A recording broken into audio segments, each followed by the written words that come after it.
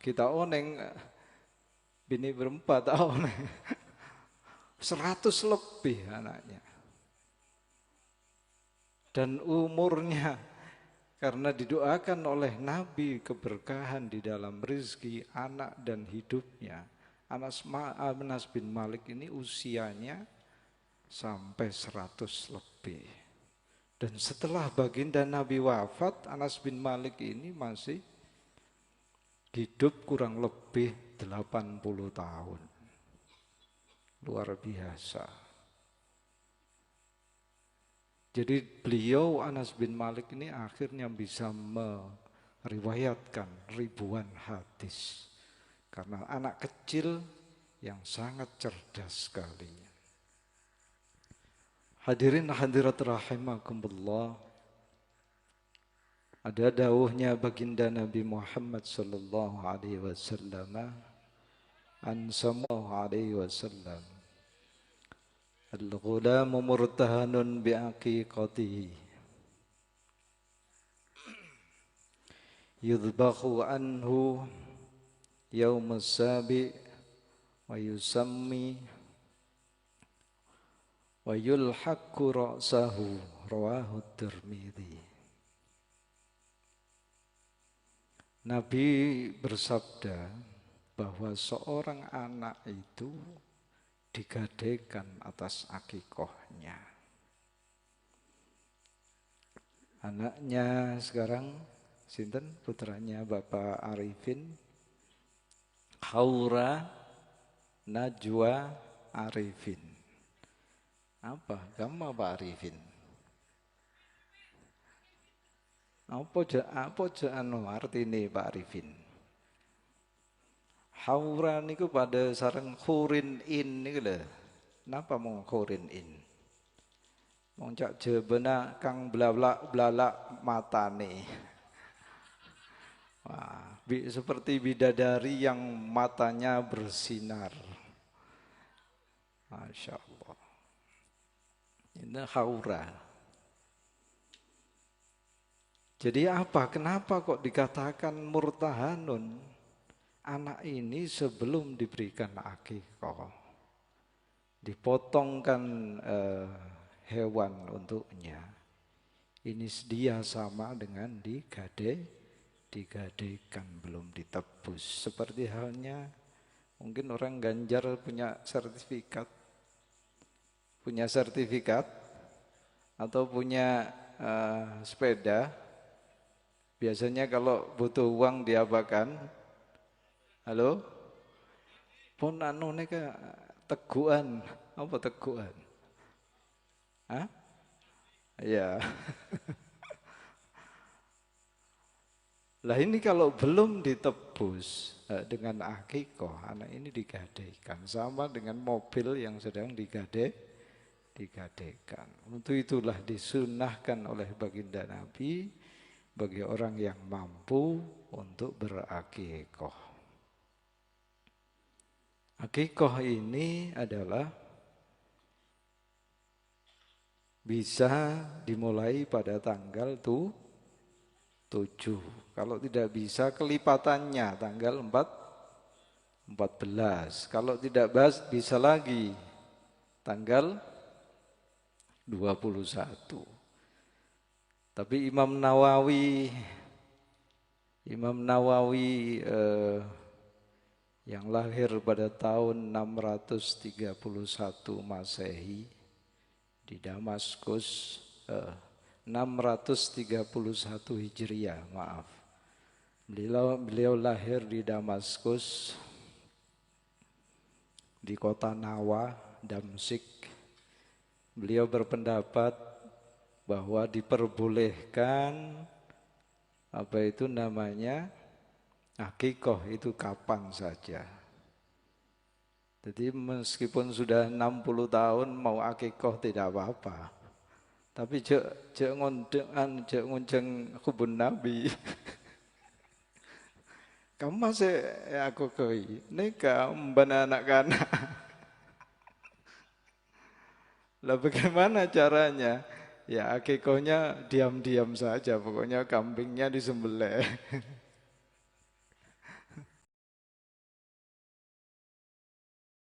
disunnahkan untuk memberikan nama. Diberikan nama yang baik.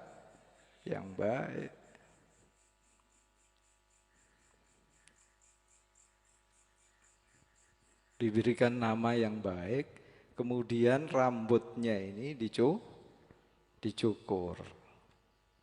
Dicukur, kemudian ditimbang dengan perak. Pada zaman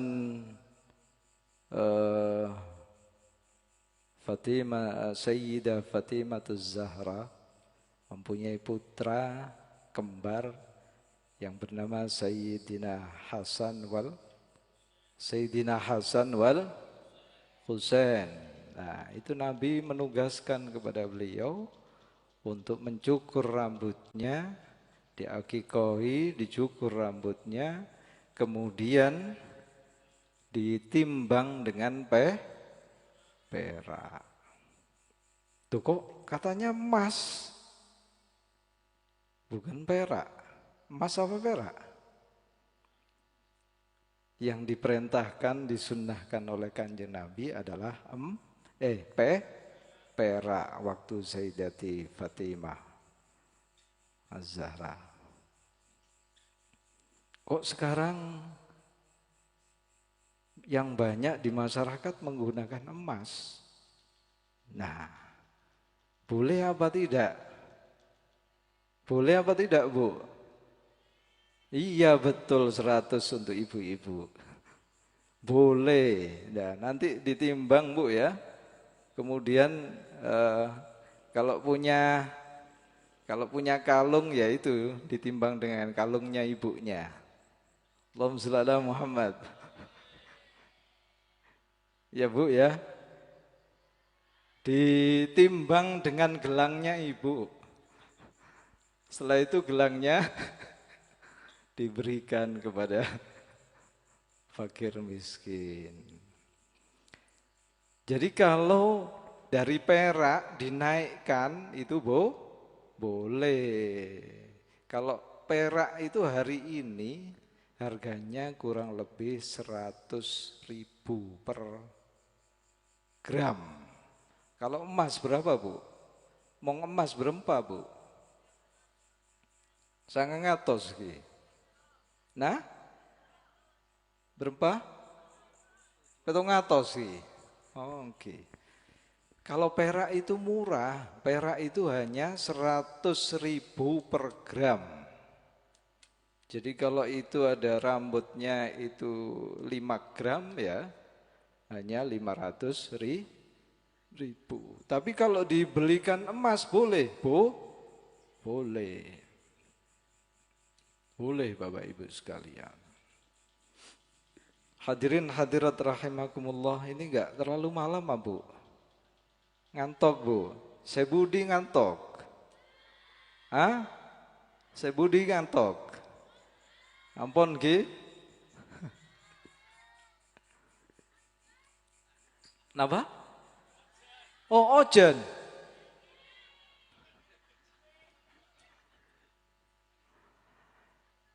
Ada dawuhnya yang terakhir saja ya.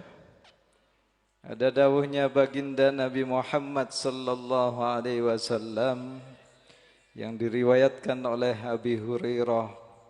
Qala Rasulullah sallallahu alaihi wasallam min haqqil waladi 'alal walid salasatu asya. Ada 3 perkara ya. Haknya seorang anak atas orang tuanya ini ada 3 perkara. Ada 3 perkara yang harus dipenuhi oleh orang tua kepada anaknya. Ojen ki. Hah? Engki. Ikan tome tak ojen. Oh, betul. Yang pertama adalah ayyuhassina ismahu.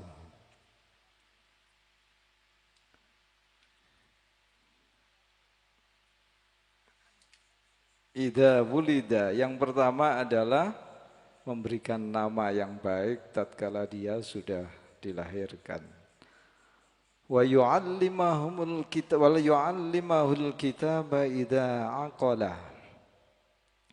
Yang kedua adalah kewajiban seorang orang tua kepada anaknya. Yang pertama adalah memberikan nama yang baik. Abdullah, Abdurrahman. Nah itu Pak Arifin sudah ngasih yang baik. Haura, Najwa, Arifin.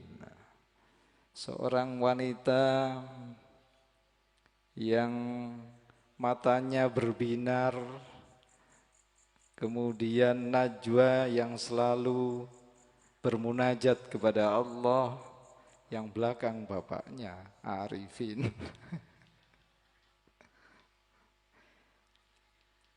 Yang kedua, haknya anak yang harus dipenuhi oleh orang tua adalah wa yu'allimahul kitaba idza aqala, yaitu mengajarkan dia Al-Qur'an tatkala dia sudah mulai balik, mulai berakal, maksudnya mulai tamyiz, bukan balik ya, mulai tamyiz. Lah kalau tidak bisa, dia tidak bisa untuk mengajar sendiri, ya harus dikirim ke pesantren.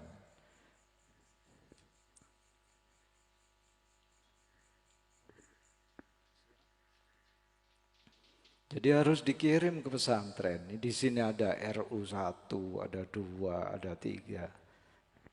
Panjenengan RU berapa Kiai? RU 4, pada RU 4. Mau tak bisa gitu TPQ. Ini kewajiban kita semua. Untuk mengajarkan ilmu Al-Qur'an. Yang ketiga adalah wa yuzawwijahu idza adraka. Yang terakhir, kalau kita lebih-lebih mempunyai seorang perempuan, anak perempuan, sudah tidak usah menunggu yang lain, sudah bismillah. Kalau sudah balik umur 18, 19, 20 sudah diberangkatkan. Tidak usah nunggu.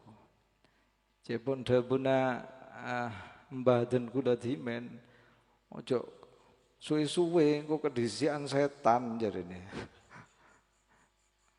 Mong setan saya tak ketelak, tak membahayakan. Mong setan das ireng nih kasih bahaya. Bener ki? Dangki. Jadi mong kalau punya anak perempuan sudah bismillah. Bismillah. Anak saya nomor 1 perempuan, nomor 2 perempuan, nomor 3 laki-laki. Yang perempuan ini setelah mondok selesai, mau saya nikahkan, masih nawar. Ya. Nawar. Mau kemana Nduk kamu Nduk? Saya ingin ke Timur Tengah ya. Saya jawab, oh iya saya izinkan, tidak apa-apa. Kamu saya izinkan belum melanjutkan kuliah di Timur Tengah, tapi harus ada barengnya. Harus ada pendampingnya. Apa maksudnya? Hah? Nah? Lah iya. Jadi sekarang itu tak langkong ki. Nak anak nih nak kena mangken ini kan transaksional sareng orang sepuh. Ongguan deh kayak gini. Memang sudah zamannya. Jadi anak punya keinginan ke Timur Tengah saya izinkan karena perempuan. Orang tua juga harus dipenuhi. Kamu tidak apa-apa nak kamu berangkat ke Timur Tengah. Tapi nikah dulu. Jadi anaknya itu juga dipenuhi. Orang tua juga terpenuhi. Nah itu sekarang harus begitu. Jadi sama-sama sukses gitu. Nah sekarang kalau kuliah saja, maaf, dapat apa nanti? Dapat apa? Tidak dapat apa-apa. Tapi kalau sambil belajar berumah tangga, ilmunya dapat, rumah tangganya dapat, anak juga dapat. Aman sudah. Saya mohon maaf tak langkong, para habaib juga saya mohon maaf. Saya hanya cerita. Saya dari lulus dari Lirboyo, setelah dari ngaji, mondok sudah selesai, saya kuliah di Malang. Sebenarnya saya dulu juga minta ke Timur Tengah. Ayah saya bilang, saya izin ya, saya ingin ke Al-Azhar gitu. Kan masih idealis dulu. Jawabnya ayah saya begini, iya Le, kamu tidak apa-apa ke Al-Azhar. Tapi habiskan dulu ilmunya ulama sejawa ini terus baru ke Al-Azhar. Abuh, udah remah. Ya apa ngentekno ilmune sak Jawa ya. Ngentekno ilmune guruku tok gak entek. Oh, ternyata ndak boleh saya. Mafhumnya kan demikian. Debuna Ramadan kula aku iki wis tuwek le. Rewangono. Ojo ucul maneh awakmu. Akhirnya saya kuliah di Malang, S1 gendong anak 1. S2 gendong anak 2. S3 gendong anak 3. S4 gendong ibunya. Jadi alhamdulillah saya selesai, mondok selesai, kuliah S1 selesai, S2 selesai, S3 selesai. Jadi kalau S3 itu doktor. Sudah habis ilmunya sudah, kampusnya sudah tidak mengeluarkan ijazah lagi. Kalau guru besar itu bukan kuliah tapi gelar